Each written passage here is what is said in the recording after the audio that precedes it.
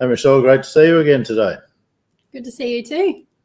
I think I pressed the button too late then, so it wasn't as professional as it should have been starting with that little video to kick the show off. But welcome everybody. Welcome to State and Succession Mastery again today. Nice to catch up with Michelle again. We've just been chatting before we started about a few of the issues we've been dealing with recently, and just interesting. Both of us love what we do. We like being able to help people and create some certainty and so on in people's lives. So it's every time we catch up with new clients, it's always great, isn't it, Michelle? Yes, absolutely. Love it. Look, one of the things, and before we get in and talk a bit about how we're changing from rural succession's point of view, we're changing a little bit about what we're doing moving forward, and we're going to introduce basically 3 opportunities for our clients to be able to touch base with us every week. So instead of arranging meetings and appointments and so on, we want to have more online opportunity for people to be able to come in, for children of clients to be able to come in and have communication with us to talk about issues that they might be faced with and so on. And we'll come to that in a sec. But Michelle sent me a great newspaper article yesterday, Michelle, and do you want to talk about that? It was to do with not all kids want to go and live on the farm, do they? Yeah, it was just a couple who had started their own farm. I think it was about 10 to 20 years prior, built it up, and then none of the kids wanted to continue on the farming new tradition. So they had to weigh up whether to keep it, what to do with it. And they also looked at their work-life balance and decided for them it was right to sell up and move to the beach, basically.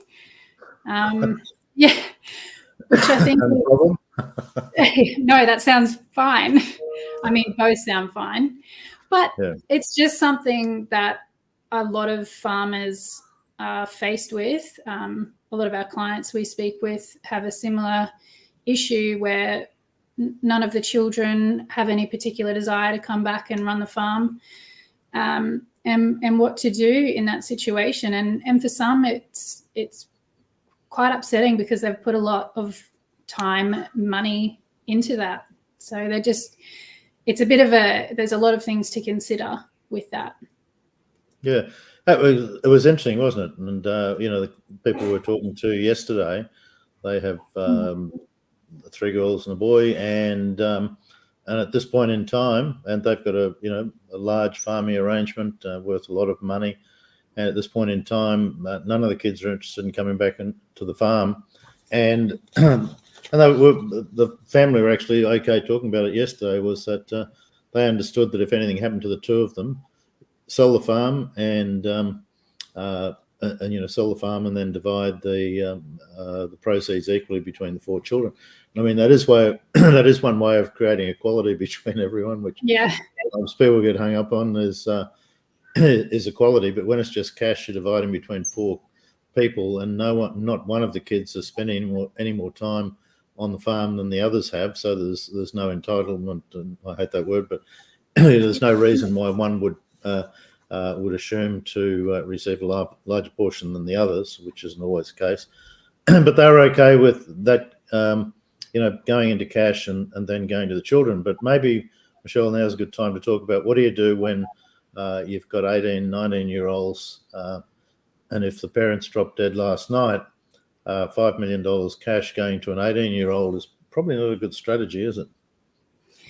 Yeah, I mean, as we all know, many 18-year-olds are not yet financially savvy. I know I wasn't, and probably for much longer than that. But there are ways you can structure your estate planning to protect your inheritance, going to minors as well as younger adult children. So it's protected from things they may encounter in their lives, and not just spending a lot of money or not knowing what to do with it, but also at that age you're still possibly impressionable. There might be other things that you face in your life. Could even be some substance abuse or other issues like that, which you just don't know about yet because they're only just entering that phase of their life. So there are ways to manage your estate planning to cover off on those potential issues your young adult children might face. Yeah, in some cases it may be establishing different trustees to look after the money, different executors of the estate or different trustees if you're setting up a testamentary trust for the kids. That can work in in conjunction with the child until they get to an age of a bit more maturity, which is funny. I mean, when I was growing up, it was kind of like 18 and you were a man, and then it became 21, and now everyone talks about 30. Yeah, definitely 30 is common now, and I completely understand that. Yeah. Look, absolutely. And so, do you just want to talk about, the suggestions that were made yesterday? I mean, it doesn't matter who we're talking, there's no one being talked about, it's just in general terms. But what do you do in an estate situation? I mean, do you put an executor in or a trustee of a testamentary trust until a certain age, until the child gets to a certain age, and you can still have a clause in there, and you might want to talk about this, Michelle, where effectively, if the kid's still doing drugs or drinking too much or gambling or whatever, you can actually have that extra person stay in past 30, can't you, to manage them? Yeah, so for younger adult children, you might have someone in your family or someone you know who you trust, such as a family friend or even the kid's uncle or auntie, someone like that in your family, in your group, who can sit with that child or even an older child and just control that trust for them until they turn the age you've chosen. And they're someone who will manage it with the child, and if when they turn the age they're still not financially responsible. That's such a good word, financially responsible. Yeah. Or, as you say, they've got their continuing issues, then that trustee can continue to manage it for them until they become financially responsible. So it's just it's a better way of protecting that inheritance, aside from putting it in a testamentary trust, which is absolutely essential in that case. It's another way of protecting it from the unknowns for that child. Yeah, let's look at that whole issue. Great answer, thanks, Michelle. But that whole issue of kids, I'm looking here on my screen at the newspaper article you sent me, and it's these kids would have never been graziers. They're sitting, they're sitting in Pitt Street in Sydney or something with a little latte in their hand having a coffee. They didn't look like they'd ever make it on a farm, but. And that's okay. Not everyone's cut out to be on the farm, so I'm not being critical of them specifically, but I understand why they're not on the farm. But we have a lot of clients where some kids want to go and live in the city and seek greater opportunity there, and that's okay. Having grown up on a sheep property myself many years ago, you look at the number of kids that grew up in that environment. When I was growing up, we all went, most of us went away to boarding school and whatever, but there's only a certain percentage that ever went back onto the farm. A lot ended up in capital cities or went to university, got careers and such. So it's not an unusual thing for not all kids to want to go and be on the farm. And but the issue then becomes is how do you create fairness between all the kids, because you can't create equality, but how do you create fairness when one wants to stay and the others don't? And we've touched on this before, but the article was, I thought, very insightful from the point of view if all your kids are like these guys.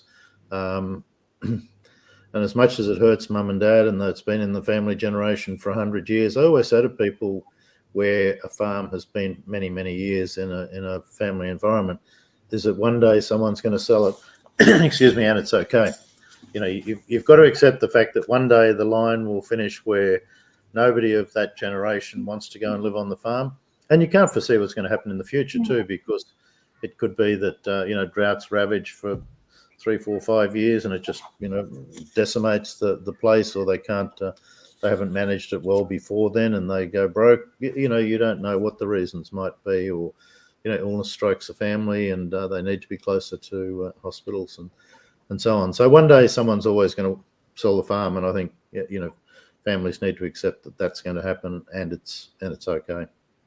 Yeah, and it's the same in my family. My dad has a beef property, and he's got 4 children, and thanks to him, we've all got educated and gone and got jobs. 2 of them are overseas, so they're unlikely to be coming back to the farm anytime soon. So it's not an intentional, we don't want to have anything to do with this. We all love the farm, but it's just at this stage unlikely that any of us will be able to come back and run it. But that's not to say things would change in the future, but you need to really look at what the circumstances are now for you and tailor your planning accordingly, because that's all you know. Well, one of the other things too, Michelle, is I always say to clients, it's important to remember that first and foremost, our priority when I deal with our clients, my priority is with mum and dad. Yeah. And if mum and dad are on the property and all the kids are overseas being lawyers and doing other things like that, one day they've just got to work out and say, I've had enough of this. It's time to sell. They need to enjoy the rest of their lives, knowing that when they finally go, they can still pass down their legacy to the next generation. It won't be in the form of a farm, but it'll be in the form of wealth that will be able to help all 4 of you in this case. Excuse me, and that's okay. But I mean, I'm sure you've had a chat to your dad and told him it's okay if he wants to sell the thing and go and have a good time. Yeah, and I think when there's an understanding between the family, when the kids are expressing this, they're saying, I'm unlikely to come back to the farm, I think then it might be easier for the parents to accept it. It might end with them, and then think about what they want for the rest of their life, how they want to enjoy it, whether it's in the city, at the beach, or just a smaller block of land with 1 cow on it instead of 300. Right. Figure out what's right for them, and then make that happen. Yeah, absolutely. It's primarily you got to look after mum and dad, and as I say, I always say that to clients, is just make sure you're okay, because the kids have all gone on with their lives. I mean, no child should be sitting there waiting for mum and dad to pass away so they can have some money. Everyone needs to get on with their own life, make their own highway in life, and if mum and dad leave something, that excuse me, that's a bonus. And one of the things we talk about when we talk to the next generation kids is talking about gratitude and understanding that there shouldn't be any feeling of entitlement or mum and dad should leave me a whole lot of money. And sometimes I come across that, as you know, with one of our clients recently, there was a whole swag of kids and they were all lined up for their percentage share each, and they didn't want anyone to get anything different to what they were going to get, and so on. And that happens occasionally. And yet there's other times when people understand that, different kids have different needs, have different contribution levels, and so on. So, but anyway, look, thanks for sending that that newspaper clipping, because it's very true. Not all kids do want to go and live on the land, and these people tried it for a while, didn't they? And obviously there wasn't a cafe close by, so they they just weren't cutting it. on the farm. I'm just going to surprise you with my next question, Michelle, and that is, would you have seen any of the air show last week? I did not see any of the air show. Okay. But tell me about it. No, well, it was fantastic, but it really got me thinking about estate and succession planning. And you'll say, how do you connect a bloody air show with estate planning? and it was really quite simple. And I love these flashes of thought I have sometime, because it really simplifies how people need to maybe look at what they're doing for their family and their own estate and succession planning. And I was just walking down towards the beach, and this Red Bull plane came past. Some lady was flying it, and she comes zooming in, and starts with a big loop, and then a sort of a few barrel rolls, and then they go up high and sort of just hang there, and then just fall out of the sky and so on. But they have a routine, and it's absolutely choreographed, and it just got me thinking when some of the guys were talking about out at our flying club, which is where most of the planes, the smaller planes, landed, refueled, and sort of hanged over the 3-4 days, is that before they go out and before this lady came out and did her Red Bull routine each day, they walk around the hangar and they they practice in their mind the process for their flight. So they'll walk straight ahead. They'll, in their mind, they sort of look backwards and do the loop, and then they might turn to the left, and then they'll turn to the right. In regard to, and they're picturing the whole flight in their mind, and they're walking around the hangar thinking about it, and it's all written down. It's all structured. It's all documented, and they're just practicing in their mind before they go out and actually fly the routine. And it just got me thinking that no one goes up in an aeroplane and does one of those routines without a plan, without rehearsing it, and without sort of going through it with someone who's, a fellow professional that sort of, helps them coordinate. Are they too low if they do a loop from up this height? Does that mean they're going to end up in the creek, or how high do they need to be? Everything is measured, documented, and thought of. And I thought it's a lot like our state and succession plans. You can't just sit there by yourself and just say, oh yeah, I'll work it out, let's work it out when I die. Let the kids work it out when we die. It just always turns to custard when that happens. You really need to think about it. You need to have a plan in place. You need to consult with people that know what they're talking about and can give you advice about things you might not have thought about. And there you go. There's my correlation between the air show and succession planning. Yeah, I like it. I mean, it really requires a team. I mean, obviously, Red Bull people aren't just solo on this, even though they might be alone in the plane. It's definitely, they didn't get to that by themselves. They would have a whole team working with them, training them, going through it with them. So it's the same with your estate planning. You need to do it properly. You really need your whole team across all ranges to help you through that, to get it done properly. Yeah, no, totally agree. And I mean, Matt Hall, who lives down in, he's another Red Bull pilot. He lives down in Newcastle, and this girl, I think, has been doing a lot of training with him. So between the two of them, they really work out what the routine's going to be, and how, and also how can they most impress the crowd. Yeah. You can go there and do a few loops, but you got to do stuff where the crowd go, "Whoa, I haven't seen that before," and yeah, get excited about it. So it's in other words, you've got to have a plan, and I guess that's what I'm saying is, you can't just wing it on the day and say, "I'll worry about it." Let the kids sort it out, all that sort of stuff. That's when it all turns to custard. So, so there you go. There's my air show analogy. That's right. But one thing was very sure on one day, and this is just a aside. One of our clients who they hired the penthouse at Q1 on the 73rd floor. Wow. They were all up on the 7th, which was really intimidating for me. And I fly planes. Yeah, that's funny. I was feeling a little nervous looking out the window because I wasn't in charge. Yeah, I've been on the 50th floor of that building, and I know I felt the same. Looking down was a bit like, oof, that's high, but it's different being in a plane, and as you say, being in control for you.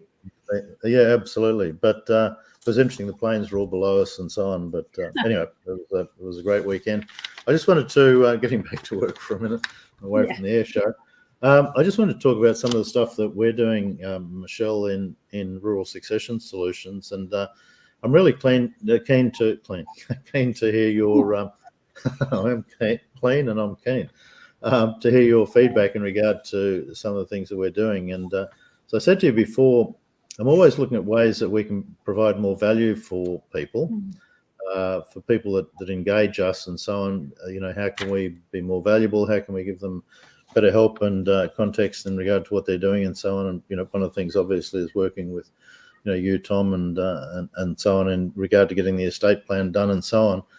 But I decided to. I've been watching a few of the people that are coaching me in regard to helping us with our Facebook ads and setting up, these new bots and so on. So yeah, bots.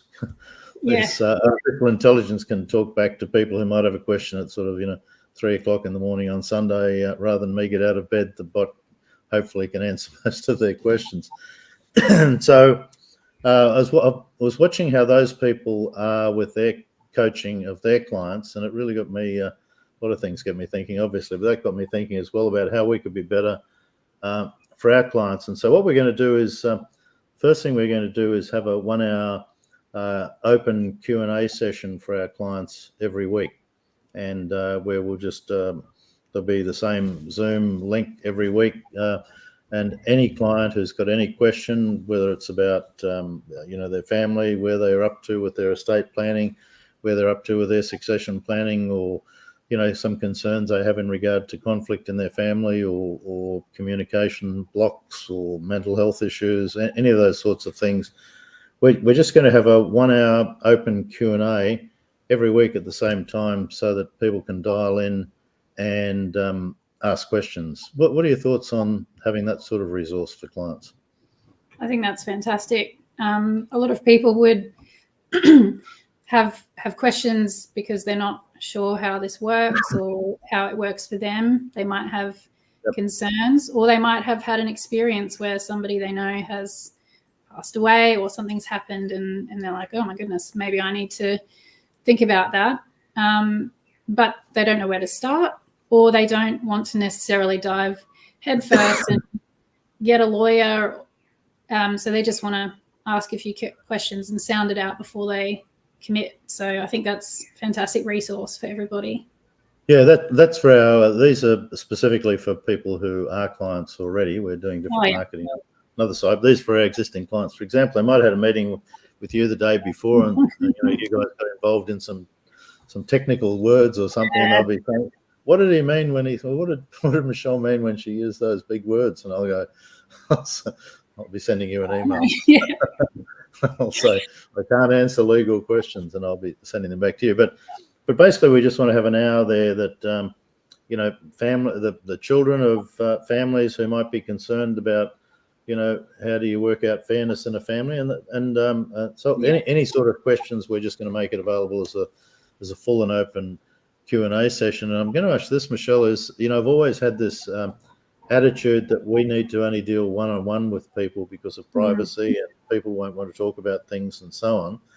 And I'm just going to ask you what your thoughts are, because what I've found in the past is the times we've run sessions where there's been 5, 6, 7 families there, everyone's there for the same reason.